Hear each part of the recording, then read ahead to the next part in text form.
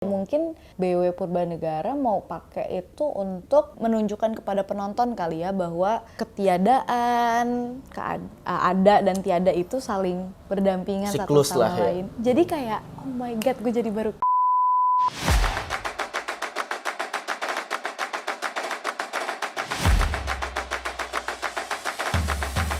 tapi si bapak itu nyebut-nyebut TNI loh, ya? kayak gini, TNI itu masuk kampung itu nggak ada untung-untungnya warga. Bentar, sampean tuh kok, mohon maaf, berarti kita berseberangan.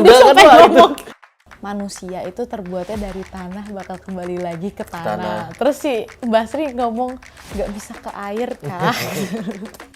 Balik lagi ke di awal film sih, Sangkan Paraning Dumadi itu, bahwa kehidupan dan kematian itu tuh kayak dua hal yang tidak terpisahkan. Jadi kayak menunjukkan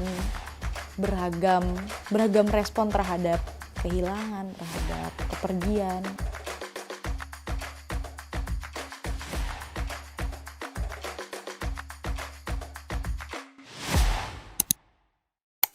Ya, kembali lagi di Sinematika, Sinema Mahardika, dan masih bersama Abil di sini dari Klub Film Jentera. Halo. Sehat, Bil? Sehat. Sehat tuh, Haji? Aman. Puasa? Alhamdulillah. Ini soal di tag-nya lagi ini sih. Lagi puasa. Dan ini kita ini masih dalam rangka ini ya, rangka bulan puasa nih. Kayak seru nih kita bahas film yang ada nuansa-nuansa sabarnya, ikhlas, menerima, legowo gitu.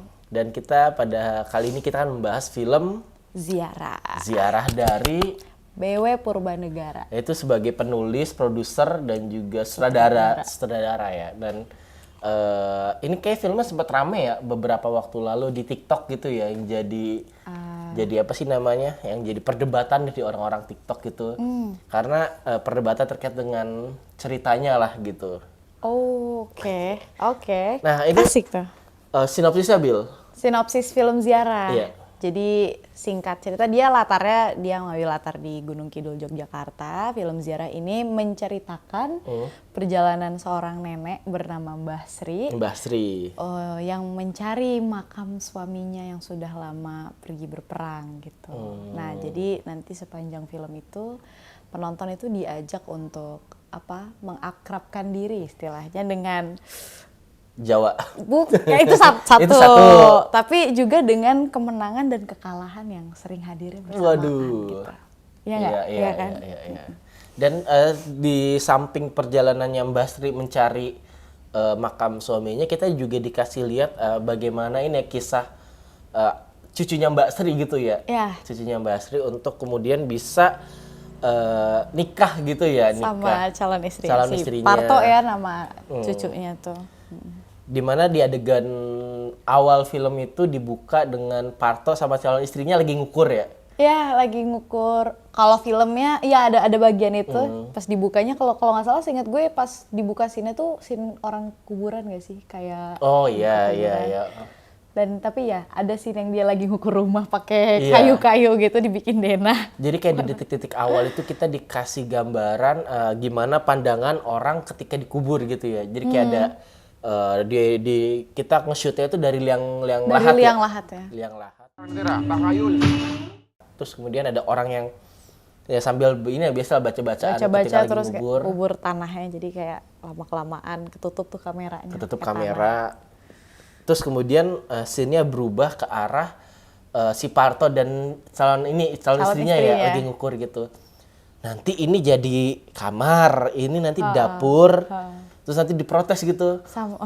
Kamarnya kekecilan. Kamarnya kekecilan nih. Coba digeser. Terus kayak dia mikir, aduh ini gimana ini. Dan kemudian dari situ ya ceritanya berjalan ya. Iya.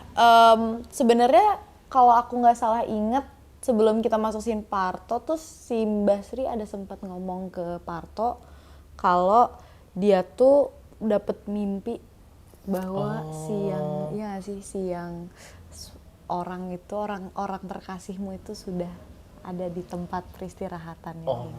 Tapi kayak Mbah Sri nggak tahu itu dimakaminnya di mana. Jadi dia ada kayak dorongan untuk mencari tahu si makam ini itu di mana. Gitu. Iya, jadi awalnya tuh diceritakan di awal film itu di Mbah Sri itu sebenarnya udah memiliki kepercayaan bahwa suaminya kan dia berangkat perang ya, Iya, dimakaminya di Taman Makam Pahlawan lah gitu. Oh, jadi soalnya ada scene dia sering main Iya. ke Taman Makam Pahlawan terus kayak lama diem di kuburan yang nisannya tidak dikenal Tidak gitu. dikenal. Terus kemudian cerita mulai berjalan ketika tadi yang pertama Mbak Sri Iya.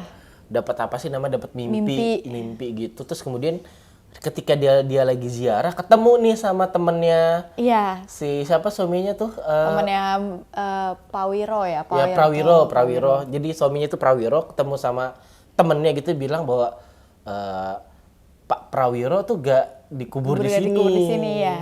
Terus kemudian disitulah kemudian perjalanan Mbah Sri itu nyari makam suaminya, Mbah Prawiro itu dimulai Iya, gitu. benar. Gitu. Nah di sini kemudian cerita berjalan ya, berjalan. Mbah Sri itu berjalan ke sana ke sini gitu nyari makam suaminya, dan di situ kita kayak dikasih lihat proses perjalanannya.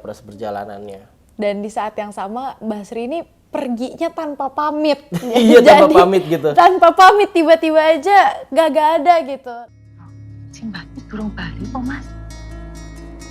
Patang dino, ra ono kabar.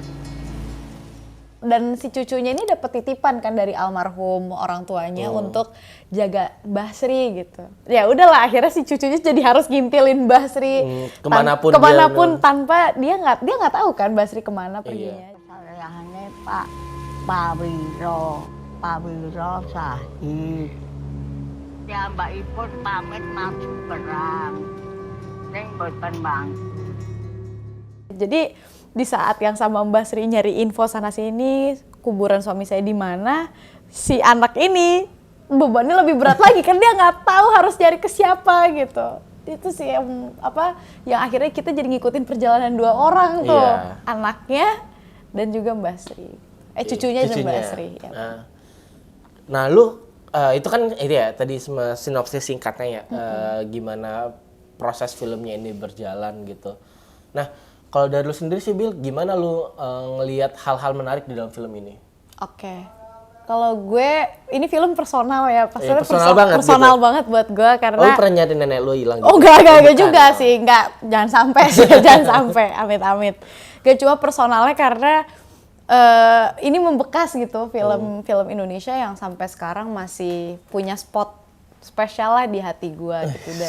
Sumpah ini tuh kayak berkesan banget. Pas waktu itu kebetulan gue beruntung banget ya berkesempatan untuk nonton langsung di bioskop. Oh, pas 2017 ya berarti? Iya, pas 2017 tanpa ada ekspektasi gue bakal nonton apa gitu. Dan ketika keluar dari ruang teater, gue ya yang tadi sebelum kita take shot tuh pernah ngomong kan, ini film sederhana, simple, tapi kemudian dia menghantui kita gitu setelah itu selesai gitu. Nah itu tuh menghantui gue sampai sekarang gitu. Bahkan ketika gue nonton lagi, itu masih menghantui gue gitu. Jadi yang menarik banget buat gue dari film ini adalah tentang bagaimana mereka ini tuh berangkat dari titik mereka sama sekali nggak tahu gitu.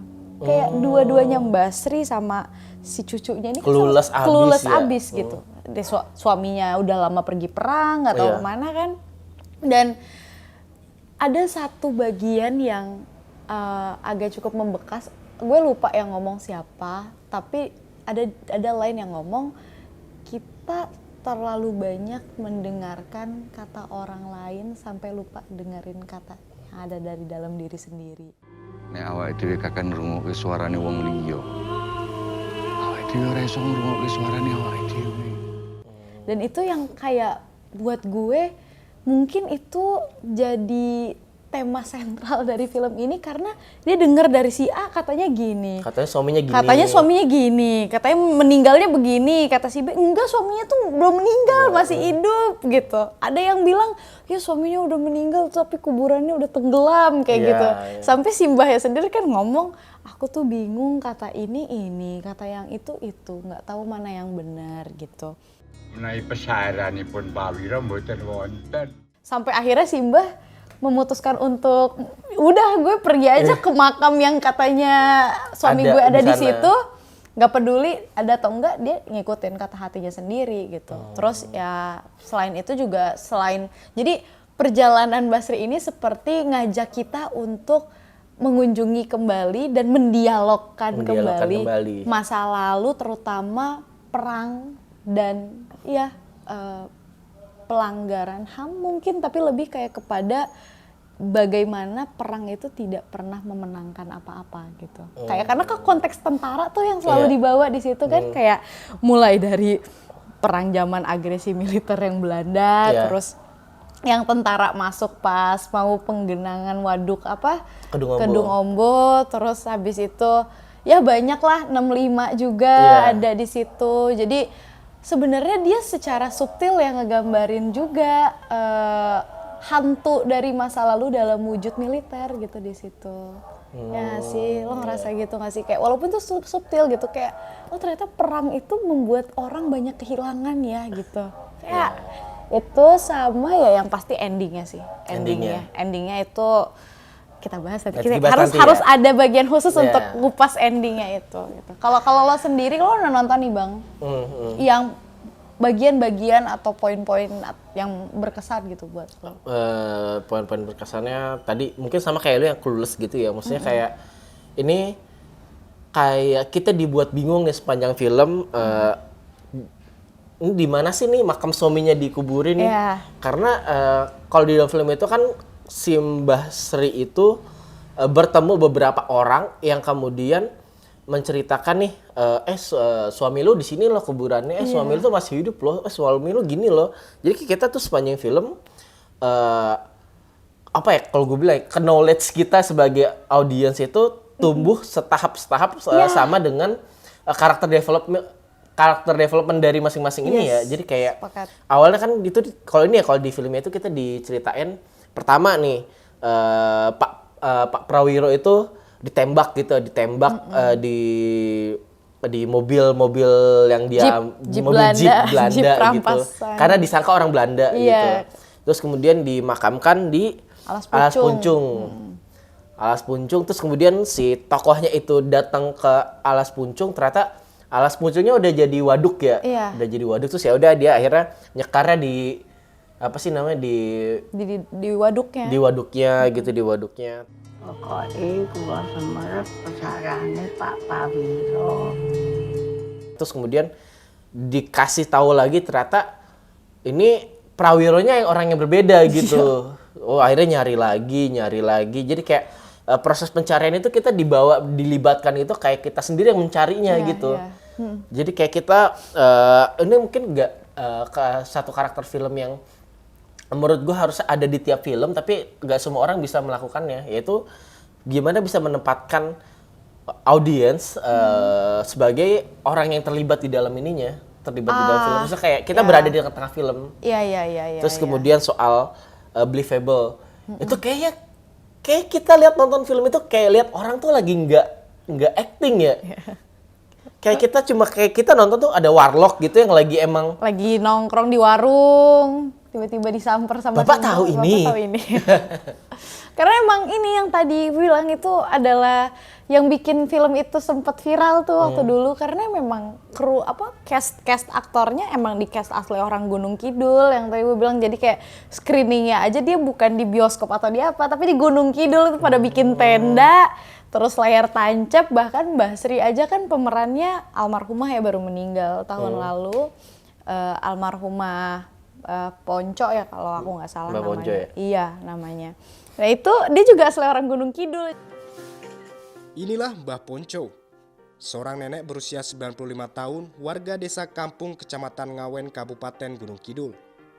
Tak pernah terpikirkan olehnya menjadi pemain film. Namun dengan kesederhananya, Mbah Ponco berhasil memerankan Sri, tokoh utama di film berjudul Ziarah karya sutradara B.W. Purbanegara. Jadi kayaknya yang terkenal cuma jadi cameo aja tuh sama cucunya si Parto itu, siapa namanya kalau nggak salah, Rosadi ya kalau nggak salah, gitu.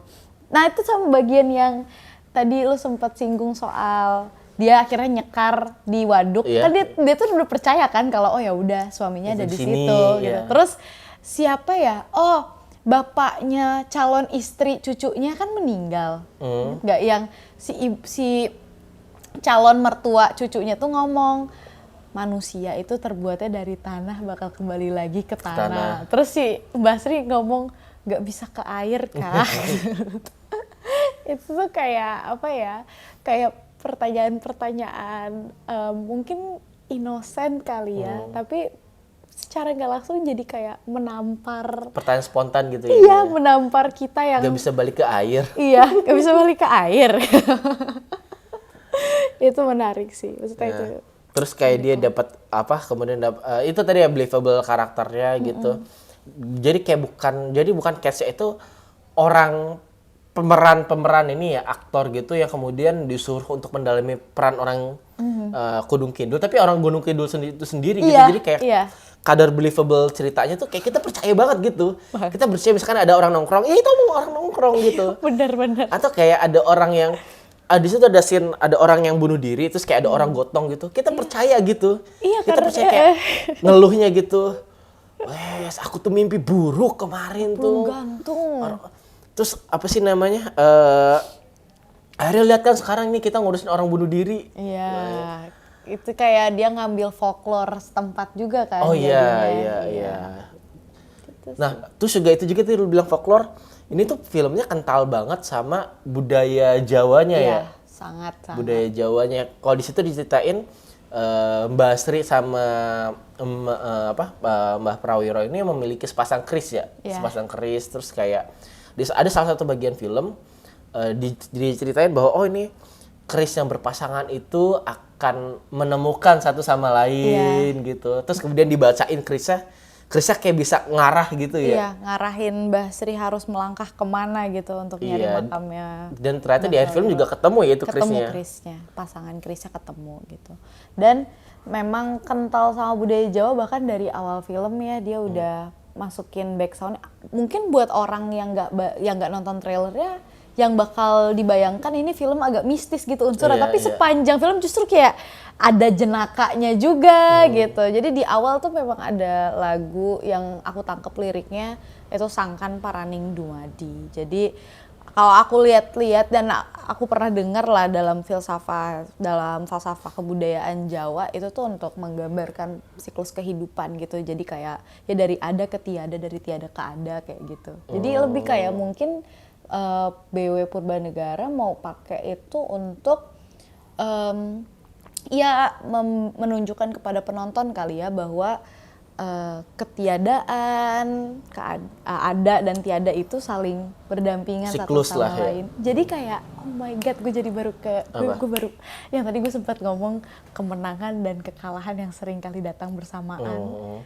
Itu kayak siklus kan, kayak ada sama dengan tiada. Jadi ketika oh my god, ini ending ya, spoiler juga. Jadi ketika Mbah Sri ketemu makam suaminya, ada kan makam suaminya. Tapi kemudian realitanya suaminya itu sudah menikah lagi gitu. Ada kekalahan, ada rasa yang tiada gitu, kayak rasa kekecewaan gitu. Oke, gue nemu nih makam suami gue, tapi yang tiada adalah akhirnya harapan untuk dikuburkan di samping suaminya. Jadi ada dan tiada itu datangnya tuh gue tuh ya kalau ngomongin film ini tuh ini itu bang kayak gila keren banget. Dan di akhir film itu pas credit cast itu ada semacam kata-kata dalam bahasa Jawa yang dulu gue sempet ikut kayak ngaji Olimpiade Matematika. Olimpiade Fisika. Kayak sempet ikut Sinau, kok kita garing banget ya tadi bercandanya, sorry. Kenapa? Sempet ikut Sinau kayak ngaji-ngaji gitu, dan ternyata itu tuh kayak kata-kata yang di akhir itu sering dipakai untuk menggambarkan bahwa manusia itu bukan siapa-siapa dan tidak tahu apa-apa. Manusia itu ya nggak ada yang permanen di dunia ini. Jadi di samping ngajarin soal keikhlasan dan kelapangan hati, dia menggunakan budaya Jawa gitu. Dengan tadi ya folklore pulung gantung, terus ada keris, segala macem. Ini menggunakan kebudayaan Jawa untuk menggambarkan realitas kehidupan yang melingkupi kita semua gitu, tapi lewat apa yang dipercaya oleh masyarakat sana gitu. Jadi terasa lebih ground lah, kayak lebih membumi lah gitu. Gitu Jadi sih.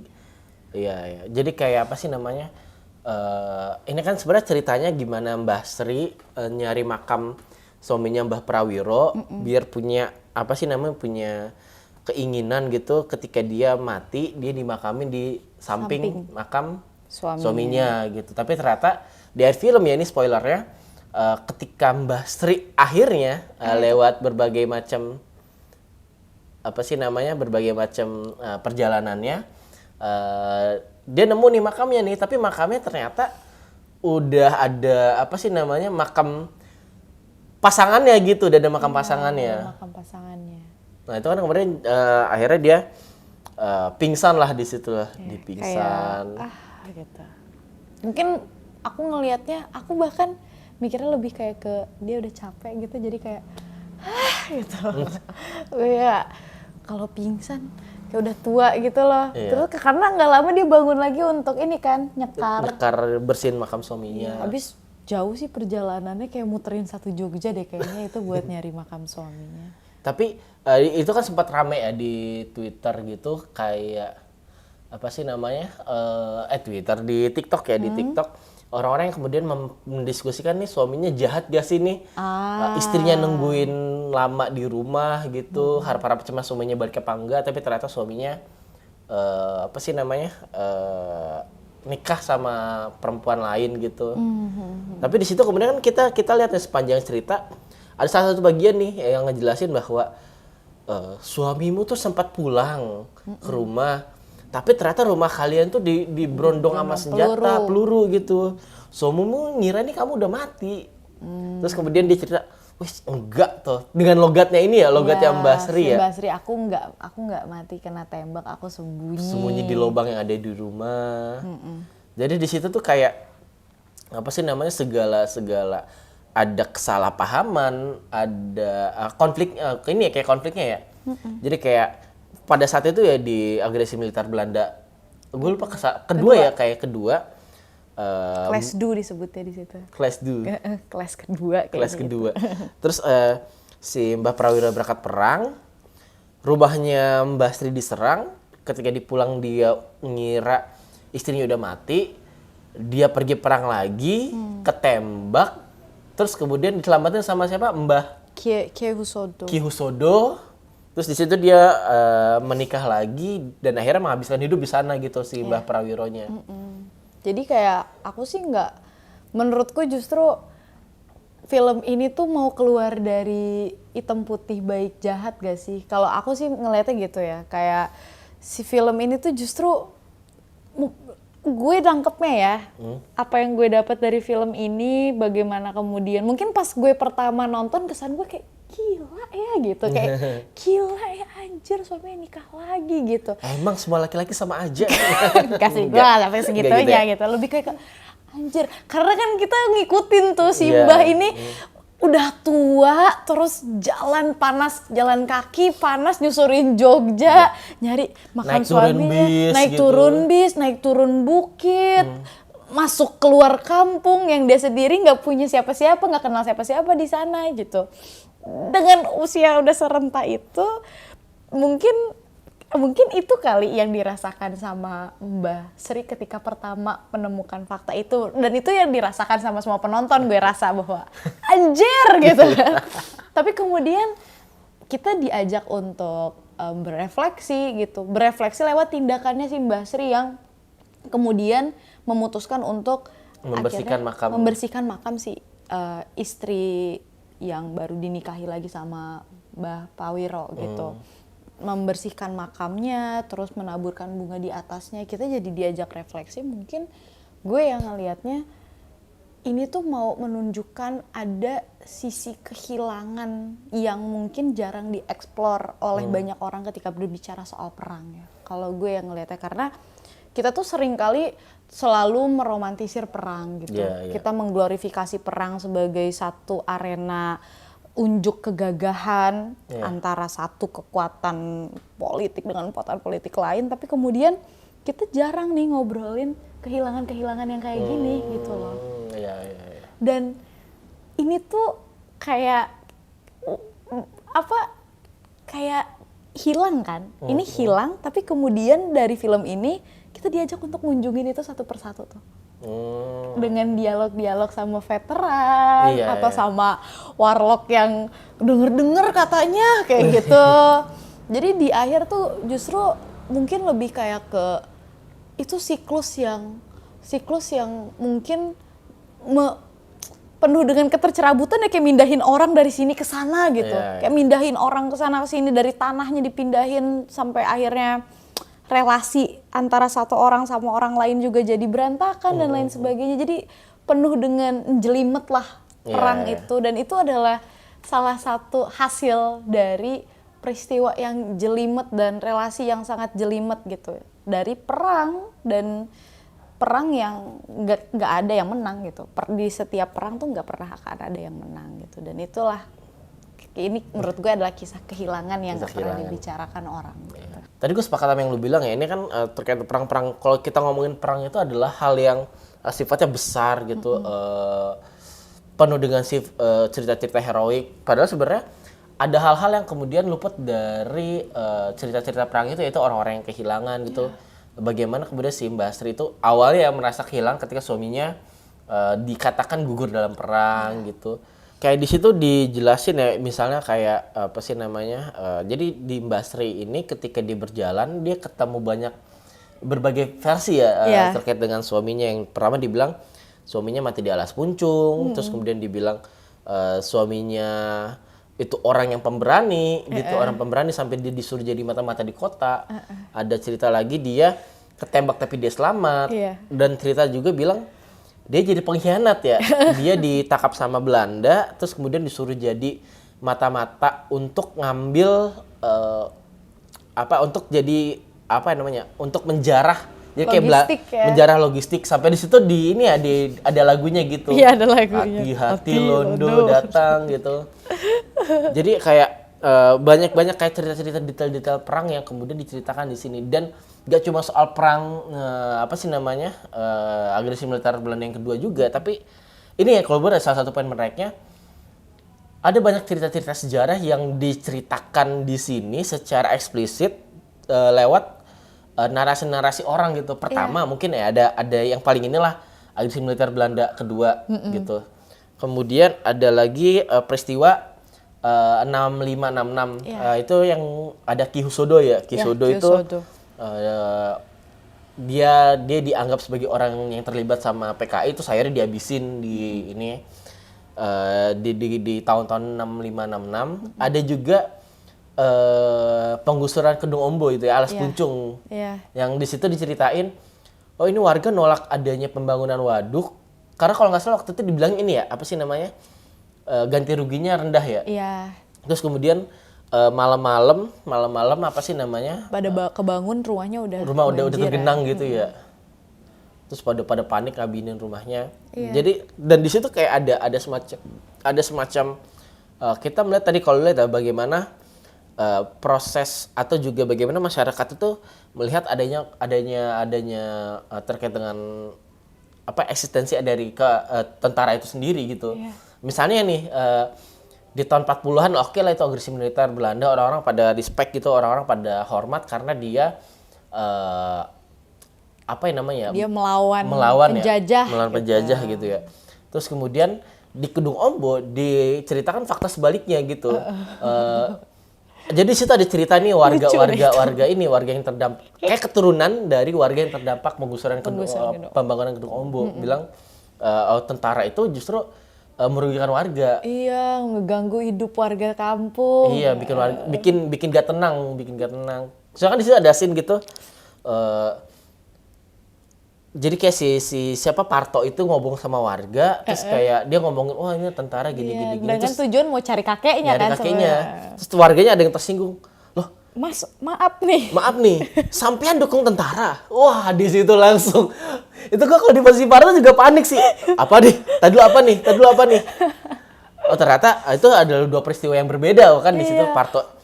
Konteks yang ngomonginnya apa sih namanya tentara di tahun-tahun 49. yang 49 tahun-tahun ini ya, apa revolusi.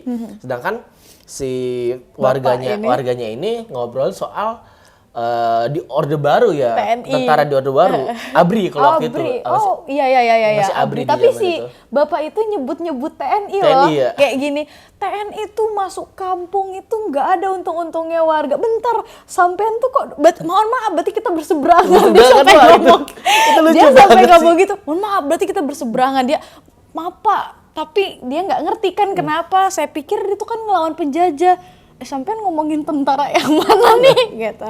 Ya itu jadi kayak sebenarnya menurut gue menarik juga bagaimana ada pergeseran apa sih namanya pandangan masyarakat gitu. Mana kemudian tentara yang dihormati sebagai prajurit kemerdekaan, mana juga warga yang memandang tentara itu sebagai perpanjangan tangan dari pemerintah gitu. Iya, dan pemerintahnya kemudian di sini udah digambarkan sebagai satu institusi yang apa? Yang menyebabkan mereka menderita gitu kan. Nah, itu makanya menariknya bagaimana berbagai macam cerita berat yang kayak gitu ya. Dikemas secara sederhana. Sederhana gitu. Kayak itu pertama orangnya kelihatannya gak acting, ceritanya terdengar sederhana ya. Iya, warlock banget lah. Warlock banget, nyari kuburan gitu. Mungkin kita kalau di posisi itu cerita yang bisa terjadi di semua orang loh. Orang yang nyari makam apa sih keluarganya Makam gitu. keluarganya. Mungkin kalau kita di budaya populer itu kita lebih akrab sama Sidul ya. Oh, Yang Sidul. si apa sih namanya Sidul anak ada kecil. karakter mereka nyekar tapi nyekarnya di Stadion Stadion Bung Karno, GBK gitu kan. Heeh. Nah itu mungkin kayak apa sih namanya kayak Nampar banget sih itu sebenarnya. terus kayak piknik di lapangan Di golf lapangan gitu. golf bilang, ini dulu rumahnya encing babe gua nih di sini kayak gitu. Jadi kayak apa sih namanya itu sebuah proses bagaimana pencarian ya gitu. Meskipun ini ceritanya beda jauh cuma kayak gue ngeliat ini adalah hal yang apa ya namanya gue bilang ya hal yang sebenarnya bisa terjadi di kita semua gitu. Ya. Topiknya umum banget karena ini berbicara soal masalah personal ya. Itu kan ceritanya kita dimulai dengan masalah personal banget gitu. Sangat. Seorang istri yang nyari makam suaminya biar bisa dimakamin di samping makam suaminya. Jadi kita masuknya induktif tuh dari khusus ke umum kan. Jadi kayak kita Iya. berangkat dari kasus si nenek si Mbah Sri ini, terus kita diajak untuk mempercakapkan yang tadi lo bilang, sejarah-sejarah yang kayak berat itu tadi gitu. Ini kita ngomong tentaranya di atas nih. Wah bener Cok, helikopter. Oh ya, nah itu tadi kayak banyak banget kemudian poin-poin yang apa ya film-film yang sederhana tapi bisa menghantui kita tuh sampai keluar sampai selesai nonton film atau bahkan setelah beberapa waktu setelah kita nonton film itu. Iya. Makanya di sini Mas BW Purbanegara tuh keren banget sumpah dah. Dia kayak bisa mengemas berbagai macam. So kan dia yang nulis, dia yang ngedirect gitu. Wow. Dia yang jadi sutradara gitu. Jadi kayak banyak cerita yang apa sih namanya? Jadi kayak dalam satu cerita tuh banyak cerita lainnya. Iya, dan mungkin bagi sebagian orang emang film ini kan dia slow pace ya, maksudnya temponya emang pelan. Hening juga scoringnya ya. Hening juga scoringnya. Jadi mungkin kayak gue waktu itu nonton bareng keluarga gue kan, dan pokoknya keluar bioskop, keluarga gue tuh pada marah-marah ke gue kayak, udah tadi nonton film apaan sih ngantuk banget gitu. Karena emang pelan banget gitu, dan mungkin kita jadi kayak ikut ngerasain apa yang dirasain si Mbah Sri kali ya, gimana waktu buat dia itu jadi lambat banget di tengah-tengah ketidakpastian itu, karena itu kan hawanya tidak pasti kan, kita nggak tahu kita akan mendapatkan apa, kita bingung, kita entahlah kita mau melangkahkan kaki kemana dalam keraguan itu. Mungkin itulah yang dirasakan Mbah Sri, dan apa yang dirasakan Mbah Sri dalam film itu mau disampaikan ke penonton dah dengan pace yang pelan itu mungkin.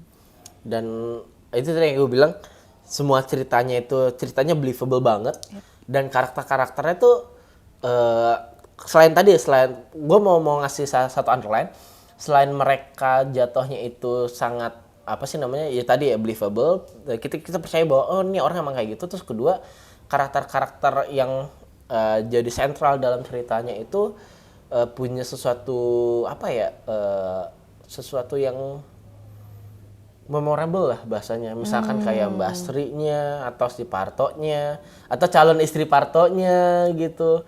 Yang ini tetangga tuh udah mau keluar kredit kulkas gitu.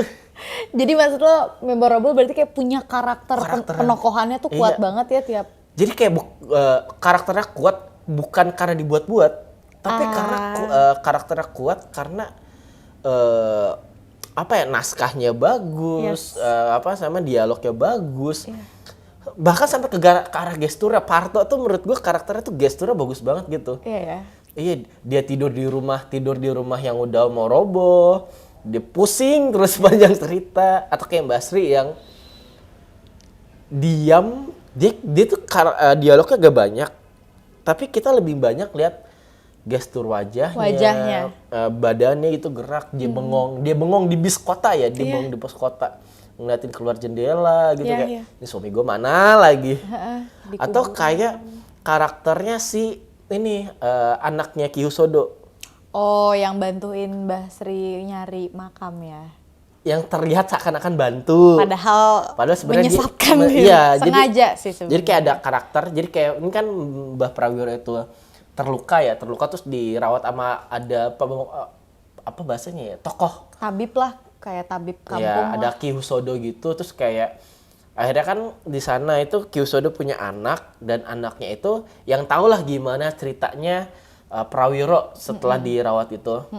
Nah, terus kemudian kan dia otomatis dia tahu dong si Mbak Prawiro udah nikah lagi. Jadi kayak ketika si Mbak Sri cerita gitu dia mau cari makam suaminya, pengen dimakamin di samping suaminya.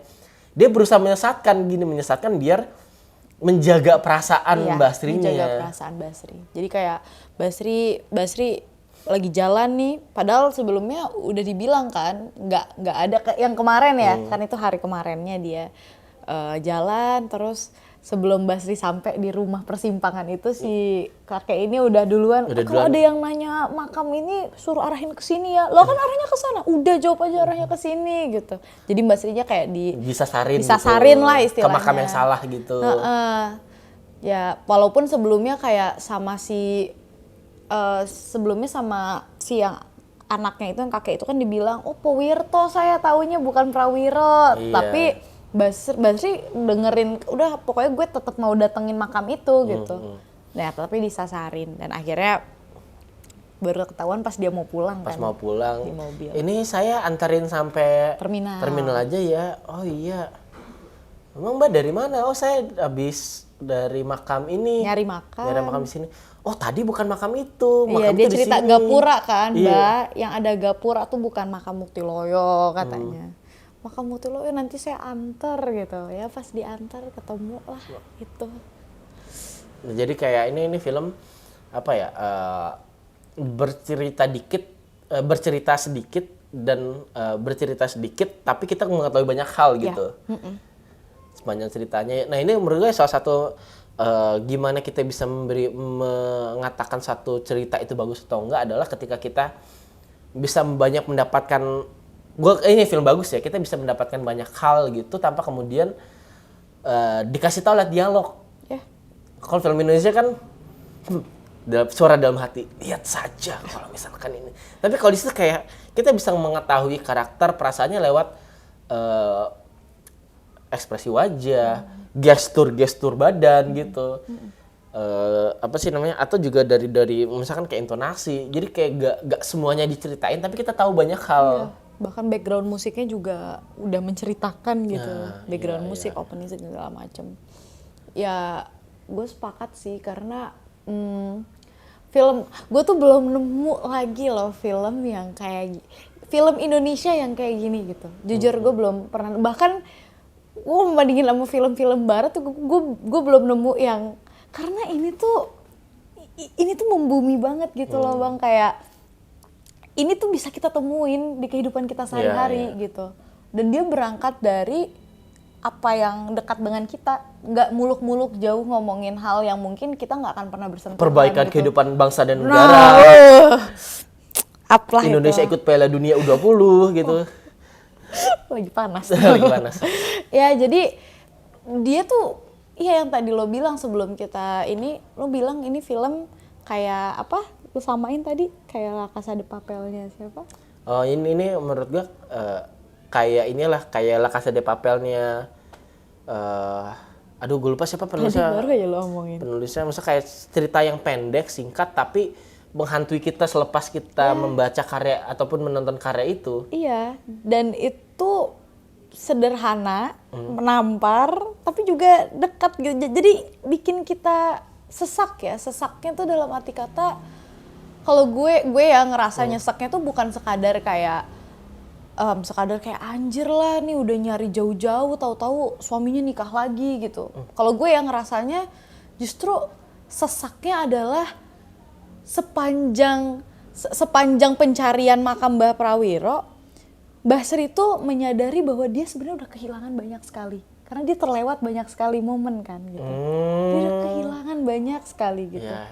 Dan ketika menemukan makam suaminya, ya udah di situ adalah Bener-bener kehilangan banget klimaksnya. Karena kan harapan dia udah nih kayak istilahnya mau dimakamin di samping. Iya, wasiat terakhirnya lah gitu. Pesan terakhirnya, permohonan terakhir pengen dimakamin samping suaminya gitu. Tapi kemudian ketika udah ketemu, udah klimaksnya di situ, alih-alih Mbah Sri marah atau apa dengan ya bagaimana itu realita yang harus diterimanya, ya dia dengan kebesaran hatinya menerima itu semua kayak gitu. Dan itu ada prosesnya gitu, ada denial gitu ya. Ketika dia lihat dia pingsan pertama, terus kemudian ada proses dia kayak berpikir ulang, dia diem. Jadi kayak di situ Gini kan dia bener-bener Iya, ngerenung menatap dua makam itu. Gitu. jadi kayak shoot di filmnya itu pertama kayak si Mbak Srinya pingsan, terus shoot kedua kita dikasih lihat Mbak Srinya bengong di samping makam suaminya. Terus kemudian shootnya bergeser gitu ke kiri. Set udah ada istrinya, makam istrinya. Iya. Terus di situ kayak kelihatan gimana yang dikasih bunga, yang dibersihin itu makam Suaminya doang awalnya. nih, makam istri enggak. Nah terus di situ ada proses accepting, menerima. Iya, Mbak Sri kayak gini gitu ngeliatin makam dua itu. Terus nggak lama dia jalan kan, Dia dibersihin, dicabut-cabutin rumput-rumput liar, Dibersihin makamnya Dibersihin. dari daun-daun yang jatuh, sama dia dikasih bunga gitu. caburin bunga makam si istrinya. Mbah Jadi Prawo. itu kayak dalam 2 shoot ya. Shoot pertama yang di pingsan, shoot kedua itu yang bengong sama kayak ada 3 shoot lah yang dibersihin. Jadi kayak dalam 3 shoot itu kayak kita ngasih satu pesan gitu lah si Mas BW ini, bahwa misalnya ya kayak gini, lu pertama pasti nemuin hal yang lu enggak, ini pasti lu denial gitu. Denial kayak misalnya di sini bahasanya pingsan, tapi kemudian ada tahap selanjutnya, tahapnya lu merenung, terus kemudian ya udah berdamai sama keadaan itu. Iya, dan sepanjang film itu yang tadi gue sempat singgung loh, ada 2 extreme point, kayak inget yang adegan ada orang, ini agak trigger warning lah, yang orang gantung diri itu. Iya. Terus si Parto cerita kan ke calon istrinya lewat telepon, nyeritain kronologis kenapa ada orang bisa bunuh diri gitu. Bunuh diri karena dia tahu suaminya selingkuh, kemudian dia patah hati karena ngerasa udah dikhianatin kan pastinya. Tapi ternyata si suaminya ini selingkuhnya udah 30 tahun yang lalu katanya. Kayak nggak perlu dia kayak gitu kata si Parto kan. Parto ngomong gitu. Terus kemudian di saat yang sama kita juga diperhadapkan sama kisahnya Mbah Sri yang mencari makam suaminya nggak ketemu, pas ketemu sekalinya udah nikah lagi sama orang lain gitu.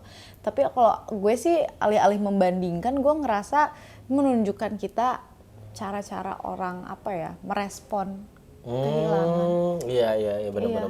Dan di Mas BW Purbanegara tuh ngambil 2 titik ekstrim gitu loh. 2 titik ekstrim soal balik lagi ke di awal film sih, Sangkan Paraning Dumadi itu kan filosofi Jawa yang benar-benar kayak jadi pegangannya orang Jawa. Gue bukan orang Jawa tapi kayak ya teman-teman gue banyak yang sering ngomongin ini gitu, bahwa kehidupan dan kematian itu tuh kayak 2 hal yang tidak terpisahkan, kehilangan segala macam. Jadi lebih kayak ke menunjukkan beragam respon terhadap kehilangan, terhadap kepergian kayak gitu. Lebih kayak gitu sih. Dan kebetulan paralel aja gitu. Kisahnya sama-sama pengkhianatan ini yang dipahami tiap-tiap orang. Jadi kayak ngelihatnya gimana tiap-tiap orang bisa mengartikannya berbeda-beda gitu.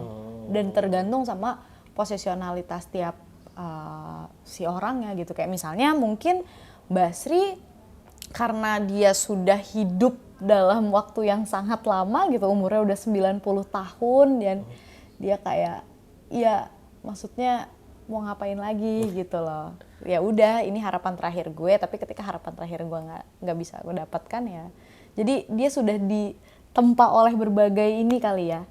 Apalagi semasa perang kayak gitu. Jadi akhirnya mungkin keridlaan atau kerelaan bagi Mbah Sri adalah sesuatu yang udah dia akrabi gitu seumur hidupnya. Tapi kemudian mungkin bagi beberapa orang itu bukan hal yang mudah untuk diterima gitu. Karena memang keadaan sekitarnya itu juga tidak mendukung dia gitu untuk menghadapi masalah itu gitu. Kan kita nggak tahu misalnya kayak si yang pelaku bunuh diri itu ketika tahu suaminya selingkuh bagaimana gitu kehidupan di sekitarnya. Ini ya.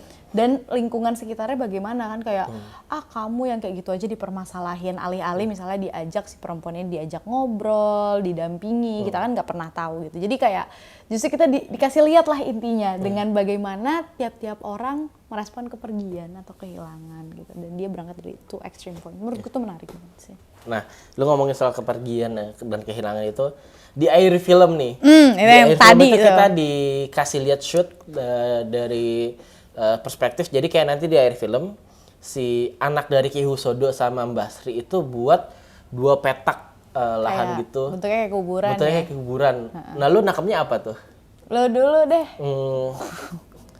Kalau gue sih mungkin menangkapnya itu Mbah Sri sudah membuka lembaran baru, udah membuka hatinya untuk si anaknya Ki Husodo gitu, terus kemudian mereka menempuh hidup baru ya siapa tahu gitu. Itu kan ada dua kayak lahan gitu, bentuknya kayak kuburan, terus kayak ditaruh bersebelahan, terus kayak ada shoot yang mereka berdua.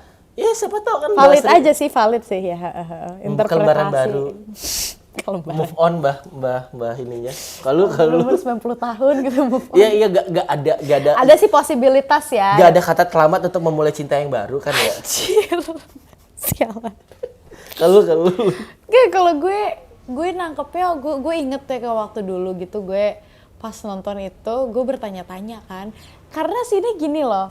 Si anaknya Ki Husodo bikin itu 2 sedangkan Basrinya duduk kan. Duduk aja ngeliatin gitu. Gue tuh kayak ngelihatnya seorang ibu yang lagi ya dihibur sama anaknya.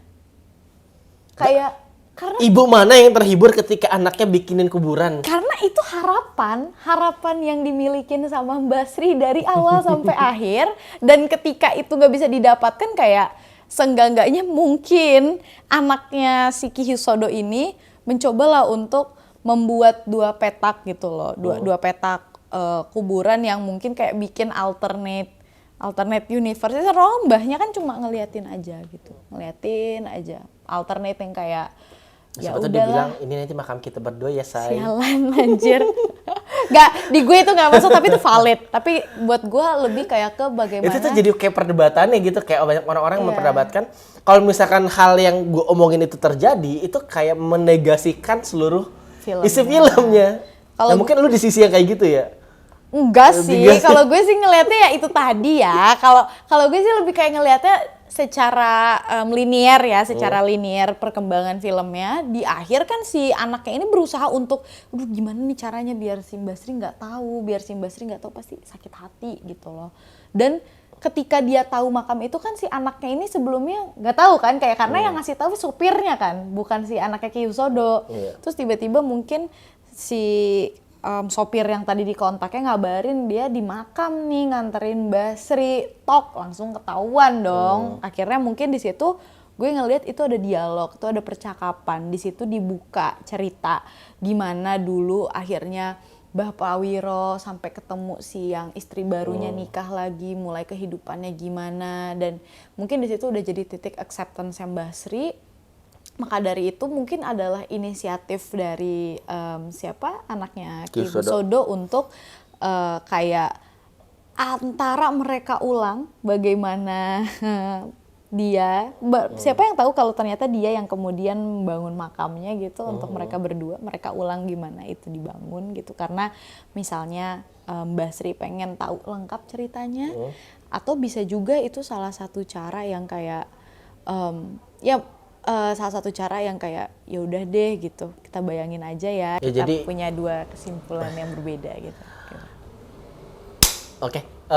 Jadi tuh tadi ada apa ya namanya, ini jadi kayak ending dari ceritanya itu mempunyai ending terbuka ya gitu ya. Iya, open untuk interpretasi lah. Interpretasi dua orang. Kalau misalnya interpretasi gua itu mereka melanjutkan lembaran hidup baru berdua gitu. Kalau gue dari Adil, adalah itu cara anaknya Kyusodo untuk menghibur kesedihan hatinya Mbah Sri, dengan misalnya mereka ulang kejadian bagaimana Bapak Wiro bisa menikah lagi sampai dikubur bersampingan. Siapa tahu anaknya Kyusodo yang bikin kuburannya. Jadi karena kisah-kisah yang hilang itu adalah udah cukup kehilangan lah buat Mbah Sri, karena dia udah banyak lah yang dia nggak tahu. Jadi keutuhan cerita adalah sesuatu yang bisa melengkapi hatinya yang sedang rapuh. Oke, coba kalau menurut kalian gimana ending dari film Ziarah? Bisa tulis di kolom komentar. Dan itu mungkin review kita kali ini terkait dengan film Ziarah ya. Film Ziarah dari BW Purwanegara. Pokoknya buat yang belum nonton, gue rekomen banget ya. Merekomendasikan film ini bisa ditonton di bioskop online. Di bioskop online kan ada tuh. Ya udah kalau gitu. Terima kasih sudah menyimak Sinematika episode kedua ini. Sampai jumpa di episode selanjutnya. Bye. Ya, Thank dadah. you. Dadah.